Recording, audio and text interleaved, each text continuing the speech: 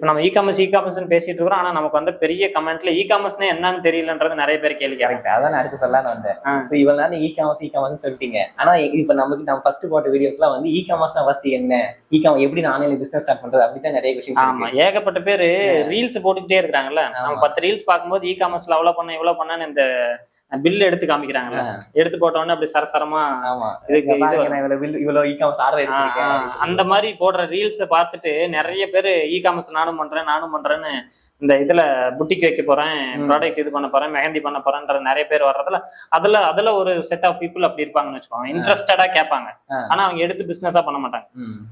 நமக்கு வந்து நிறைய கமெண்ட்ஸ்லயே அதான் வந்துச்சு. அதனால நம்ம என்ன பண்ணோம்னா, இப்ப அவங்களோட ஆன்சர்ஸ், கொஸ்டின் அண்ட் ஆன்சர்ஸ்க்கு பேசிக் இ காமர்ஸ்னா என்னன்றதுல இருந்து எடுத்துட்டு போனா இன்னும் கொஞ்சம் அவங்களுக்கு கிளியரா புரியும்னு நினைக்கிறேன். கரெக்ட். அவங்க என்னென்ன கேட்டிருக்காங்கன்னு சொல்லிட்டு நான் நிறைய கொஸ்டின்ஸ் எடுத்து வந்திருக்கேன். ஸோ லைக் அவங்க யூடியூப்ல நம்ம கமெண்ட்ஸ் கேட்டாங்க இல்லையா, அந்த கமெண்ட் எல்லாம் வந்து நான் அனலைஸ் பண்ணி ஒரு கொஸ்டின் மாதிரி எடுத்துட்டு வந்திருக்கேன். நான் அந்த கொஸ்டின் ஒவ்வொன்றா உங்களுக்கு கேட்கறேன். அவங்க சைட்ல இருந்து நான் உங்களுக்கு கொஸ்டினா கேட்கறேன், நீங்க வந்து அவங்களுக்கு அப்படியே எக்ஸ்பிளைன் பண்ணிடுங்க அந்த ஆன்சர் எல்லாம். ஓகே.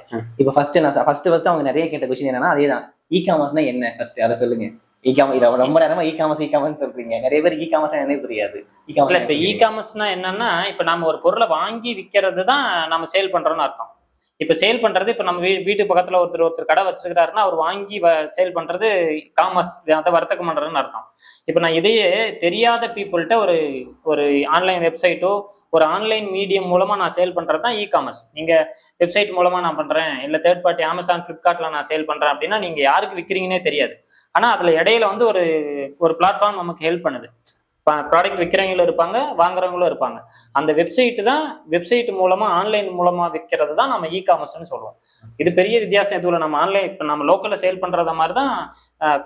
இப்ப நமக்கு லோக்கல்ல தெரிஞ்சதுன்னா ஒரு 5-6 கிலோமீட்டர் சரௌண்டிங்ல இருக்கிறது தான் நமக்கு ஃபோக்கஸ் பண்ண முடியும், அவங்க தான் வந்து வாங்குவாங்க. ஆனா இ காமர்ஸை பொறுத்த வரைக்கும் நம்ம வேர்ல்டு ஃபுல்லா எங்க வேணாலும் ரீச் பண்ணி வைக்க முடியும். அதனால அது இ காமர்ஸ்னா எலக்ட்ரானிக் காமர்ஸ்ன்ற மாதிரி சொல்லுவாங்க. இ காமர்ஸ்னா ஆன்லைன்ல சேல் பண்றது சிம்பிளா. நான் ஒரு கடை வச்சிருக்கேன் அப்படின்னா என்னோட கடையை அப்படியே ஆன்லைன் கடையா மாத்துறது ஆன்லைன்ல நான் ப்ராடக்ட்டை சேல் பண்ண போறேன். அதான் இ காமர்ஸ். ஓகே.